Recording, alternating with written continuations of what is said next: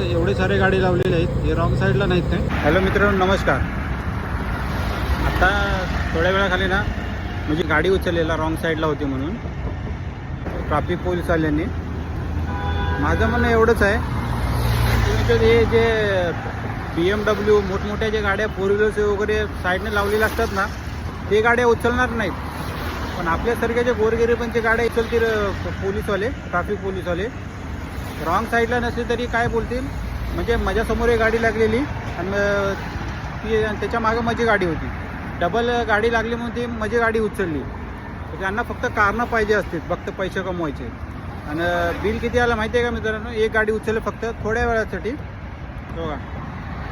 बघा 736 रुपये बिल आहे, 736 रुपये बिल आहे. बघा मित्रांनो, सांगायचं काय माहिती आहे का, दिवसभर आपण कमाई करायची आणि आपले पैसे लुटणार. फक्त पैसे 736 रुपये म्हणजे काय झाले हा?